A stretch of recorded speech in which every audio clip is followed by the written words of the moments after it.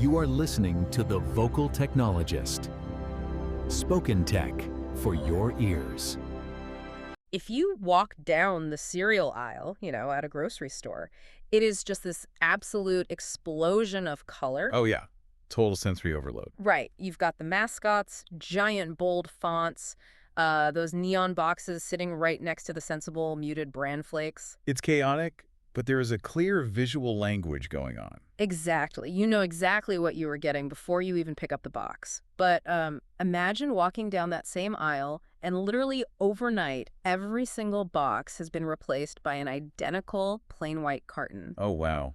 Yeah, you'd experience massive decision fatigue immediately. You wouldn't know what to buy. You'd likely just walk out. Without those distinct signals, the entire shopping experience just completely breaks down. And that plain white cereal aisle is exactly what the internet is turning into right now. It really is. So our mission for this deep dive is to uncover how brands are desperately fighting to grab your attention and win your trust in this increasingly noisy, AI-saturated digital world. And, we really want to look at what this behind-the-scenes playbook means for you as the consumer. Right. Because whether you are trying to sell a product, build a personal brand, or just want to understand the invisible levers dictating your social feeds, understanding these hidden marketing gears gives you a totally new perspective. It changes how you view the content you consume daily. Totally. So to do this, we are pulling from a massive stack of recent marketing, tech, and business insights. We're primarily anchored by the May 28, 2026 edition of the TLDR marketing newsletter. It's a fascinating time to look under the hood. Yeah. I mean, the mechanics of how companies reach us have fundamentally fractured in the last 18 months. Okay, let's unpack this. To understand modern marketing, we first have to look at the massive baseline problem brands are facing. Right. The internet is starting to sound exactly the same. Yeah. The data in our sources actually refers to this trend as the Great Flattening. The Great Flattening, I love that term. Because when every single marketer gains access to the exact same generative AI tools, the floor for basic writing competency is raised, sure. Right, no more typos. Exactly. But the ceiling for true originality just collapses. Yeah. We are seeing a massive homogenization of brand voice everywhere. And the numbers in the newsletter illustrate this perfectly. So researchers ran simple product copy through OpenAI's GPT-4o, and then they compared it to outputs from DeepSeek V3. They found an 81% similarity between the outputs. 81%. That is staggering. It's crazy, and that spans across different brands, industries, and countries. Relying purely on AI for your brand voice is basically like putting every company's messaging through the exact same industrial blender. Yeah. Everything just comes out tasting like plain vanilla. And, the instinct for most marketing teams when they see that plain output is to try and, engineer their way out of it. Right. They think, oh, I just need a better prompt. Exactly. They think they need a more elaborate prompt, or they try turning up the randomness or the temperature settings on the language model. But it doesn't work. No, the studies show those tweaks fundamentally fail to restore meaningful originality. Because at the end of the day, the AI is still just predicting the next most logical word. Right. The underlying architecture of a large language model is mathematical probability. But good, memorable writing, on the other hand, relies on friction. Friction. What do you mean by that? It relies on a surprising word choice, an unusual cadence, or, a counterintuitive metaphor. AI writing is specifically designed to avoid friction. Oh, I see. It seeks the most probable average path. Yes. So even if you tell it to be quirky, it gives you the mathematically average version of quirky, which is inherently predictable. And that predictability is driving a measurable consumer backlash right now. Oh, definitely. The data shows only 13% of people currently fully trust AI, like only 13%. Wow. And 31% actually trust brands less when they spot AI-generated marketing. Plus, 52% completely disengage after identifying AI content. They just scroll right past it. It is basically the uncanny valley effect applied to text. As a consumer, you might not be able to articulate the exact sentence structure that bothers you, but your brain recognizes the lack of a human pulse. And the big platforms are noticing this distaste, too. Like, YouTube is aggressively stepping up its AI labels right now. Yeah, they have to. They're putting disclosures directly under the video player for long-form content, using overlays right on top of YouTube Shorts, and running automatic detection systems in the background. They know viewers want a baseline of reality. Which highlights a really bizarre contradiction in the corporate world right now. How so? Well, consumers are actively rejecting generic AI content, right? Yet many tech CEOs are suffering from what the sources call AI psychosis. AI psychosis, that sounds intense. It is. They are massively overestimating AI's current strategic capabilities. So they're making premature decisions, like sweeping layoffs, just assuming the AI can seamlessly take over the marketing department tomorrow. Wait, if AI is ruining brand originality and causing CEO panic, didn't the Goldman Sachs CEO just publish an op-ed in these same sources arguing that the AI job apocalypse is totally overblown? He did, yeah. And that perspective actually reconciles the contradiction. The Goldman Sachs piece points out that historically, the U.S. economy naturally adapts to technological leaps. Right. The crucial shift we have to understand here is the difference between replacing jobs and replacing tasks. Okay, so a job being the overarching strategy and a task being, like, the actual keystroke. Precisely. A job is a complex web of responsibilities, human empathy, strategy, and judgment. A task is drafting a 50-word product description. Right, and AI is fantastic at the task. Exactly. But work naturally expands in complexity. What's fascinating here is that if the AI is handling the generic tasks, producing that 81% similar plain vanilla copy, human judgment doesn't become obsolete. It becomes more valuable. It becomes the only differentiator left. Because if everyone has access to the exact same automated smoothing filter, the only way to stand out is what you feed into the filter in the first place. Exactly. The marketing data makes this explicitly clear. Surviving the Great Flattening strictly depends on pre-AI human judgment. You have to have a strong point of view. Right. Original thinking and distinctive brand language established long before the AI ever even enters your workflow. Okay, here's where it gets really interesting, though. If AI text is making everything sound like plain vanilla, how are brands visually and emotionally breaking through the flattening to reach you? Because nobody is stopping their scroll to read a mathematically average blog post anymore. Right. So they are ditching traditional ads and pivoting to pure entertainment and nostalgia. Brands have realized that nobody wants to watch the commercials between the shows anymore, so they're literally just trying to become MTV. Yeah, they are funding the shows themselves. You look at recent campaigns from Gap, Cheetos, KFC, Hollister, Hawaiian Tropic. They are all completely reviving the 1990s and 2000s music video style of advertising. If we connect this to the bigger picture, it is a calculated psychological response to ad fatigue. We're just exhausted by it all. Totally. Consumers have built up an incredible immunity to traditional performance marketing. The banner ads, the sponsored posts screaming, "Buy now," Yeah. our brains just filter them out before we even consciously register them. We're totally blind to them. So to bypass that immunity, brands are using celebrity collaborations, intense choreography, and custom music tracks. Right. Crucially, they are designed from the ground up to encourage TikTok remixing and user-generated content. They want you, the consumer, to replicate the dance. And notice how the product is treated in these campaigns. It is embedded in the narrative. Oh yeah, it's just hanging out in the background. Exactly. It is rarely the main character. The goal isn't a direct click to a checkout page. It is cultural spread and organic sharing. Organic sharing beats traditional ad metrics every time. And the statistics totally back this up. 62% of consumers say they care more about authenticity than polished, high-budget content. Which is huge. It explains why a raw, creator-style video shot on a smartphone often crushes traditional brand ads across TikTok, Instagram, and even LinkedIn. Because it feels peer-to-peer. But there's a massive operational trap hidden inside this strategy, specifically regarding how brands achieve that authentic emotional feel. Oh, the music thing. Yes. The trap is enterprise sound tracking, or basically music licensing. The sources outline this through the Epidemic Sound Playbook. They provide royalty-free music, and their data highlights a very messy reality behind the scenes. Brands are treating music like a casual afterthought. Right, like a social media manager will just slap a trending song onto a post to feel culturally relevant. They have no idea about the mechanics of music rights. And music is arguably the most powerful tool to drive emotion and recall. But the legal mechanics of it are incredibly complex. There is a fundamental difference between a sync license and a master use license. Wait, really? What's the difference? So, a sync license gives you the right to synchronize a piece of music with a moving image for commercial use. A master use license involves the actual sound recording itself. So a brand can't just use a trending pop song because the app makes it available to regular users? No, not at all. Yeah. Regular users are covered by the platform's blanket agreements for non-commercial use. Brands are commercial entities. Oh, that makes sense. The sources actually mention real cases where companies have faced millions of dollars in legal risks over a simple 15-second social post because they lack the proper sync rights. Millions over a 15-second video. Yes. The irony here is so thick.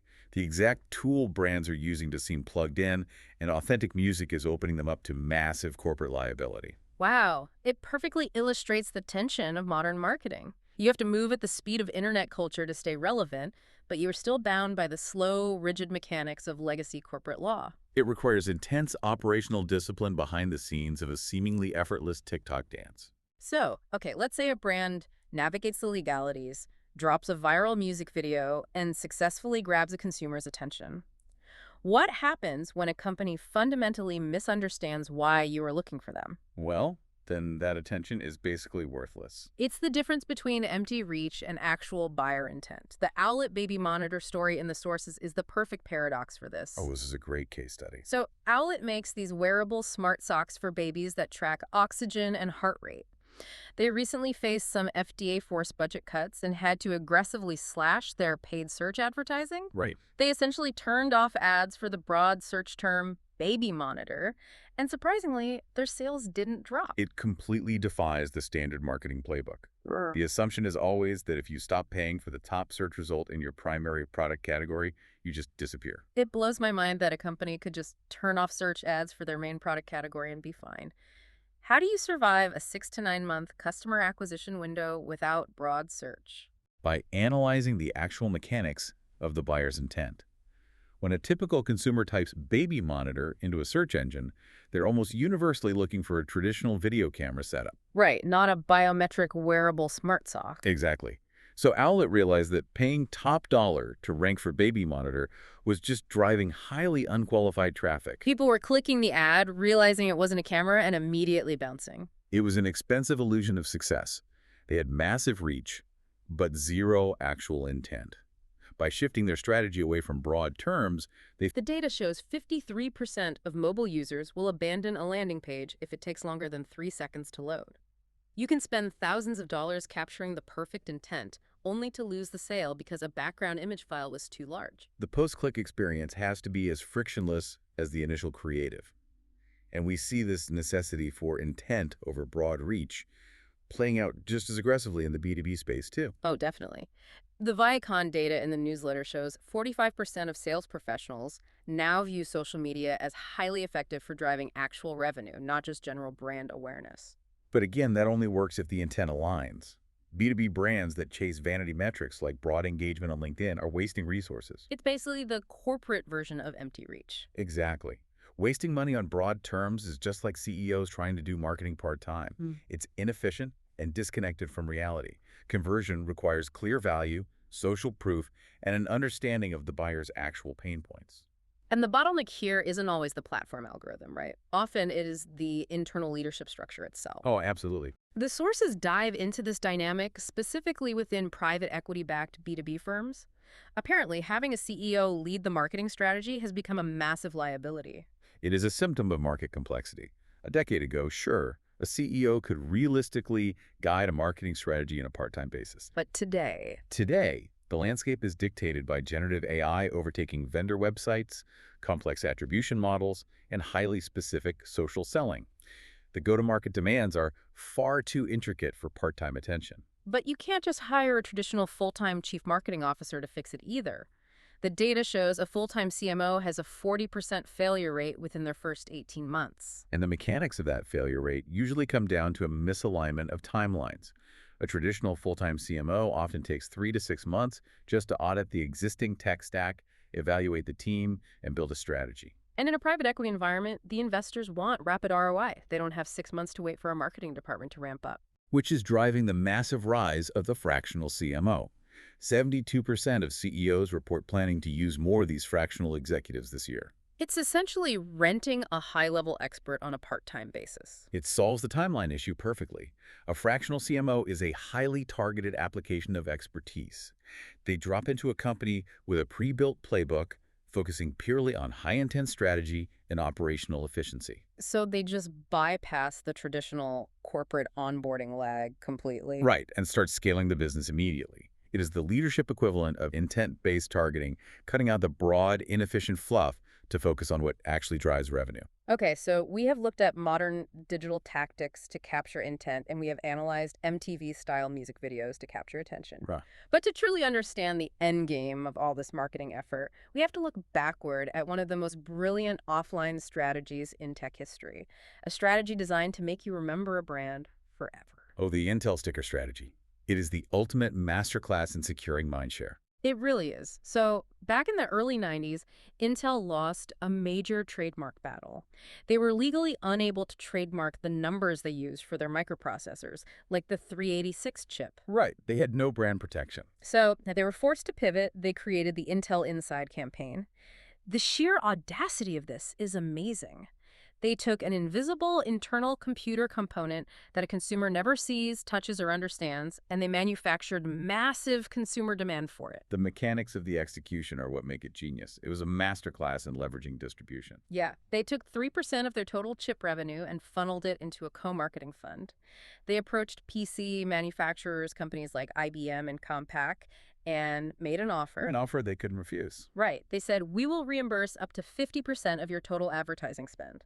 That is an astronomical subsidy for a hardware company. It's huge. But the catch was simple. You only get the reimbursement if your ads feature the Intel Inside logo, and if every physical computer you sell has our sticker on the outside of the case. And it worked flawlessly.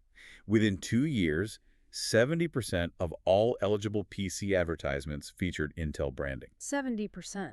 They essentially subsidized the entire personal computing advertising industry to force their brand into the public consciousness. And they coupled that visual dominance with their universally recognized 5-note sonic branding jingle. Oh yeah, the bong, bing, bing, bing, bong. Exactly. You can hear it in your head right now. They achieved near universal recognition for a product nobody could see. The lesson is timeless. Fund your distribution partners, turn the physical hardware into persistent media, and own the layer of the product that customers actually remember. This raises an important question, though, when you connect this historical case study back to our modern digital landscape. What's that? Why was the Intel strategy so generationally successful? Because they created a persistent, physical reminder of their value. That sticker sat on a user's desk right in their line of sight for 5 years. Oh, wow. Yeah, not a 3-second landing page window. Exactly. Contrast the Intel sticker with the fleeting digital environment we've dissected today. We have an endless scroll of identical AI-generated vanilla text, a viral TikTok choreography trend that is entirely forgotten by next week. It's also temporary. The music videos, the creator-led authentic posts, the hyper-targeted search ads, these are all desperate, modern attempts to replicate what Intel achieved with a simple sticker. That is such a good point. Brands are spending billions of dollars trying to create a permanent memory in an ecosystem that is fundamentally designed for temporary consumption. So what does this all mean? It puts the entire digital marketing landscape into perspective. It really does. We started this deep dive looking at the great flattening a sea of AI-generated homogenization, where human originality and friction are the only true differentiators left. Right, you have to stand out before the AI even gets involved. Exactly. We saw how brands are fighting ad fatigue by bypassing traditional commercials and turning themselves into culture creators, even while navigating the massive legal minefields of music licensing. Which is a whole separate headache. For sure.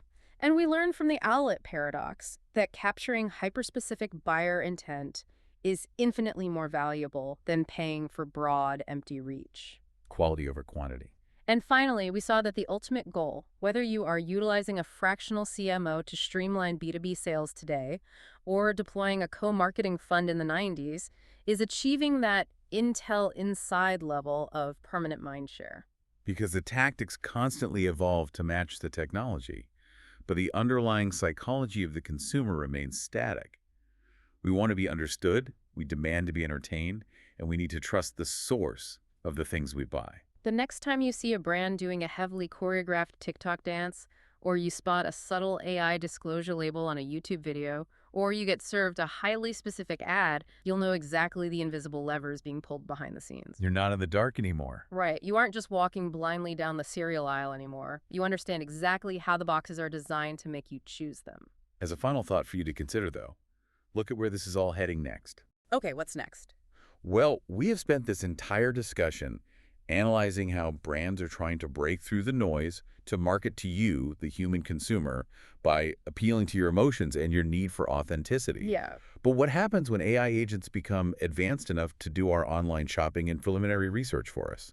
Oh, wow. When your personal AI assistant is the one filtering the options to save you time, the ultimate Intel insight of the future won't be about marketing to you at all. It'll be marketing to the machine. Exactly. It will be about how brands figure out how to market to a highly logical, completely emotionless AI assistant. And when your AI is the one making the purchasing decisions based purely on data efficiency, well, all those catchy 90s music videos won't matter one bit. Spoken Tech for your ears.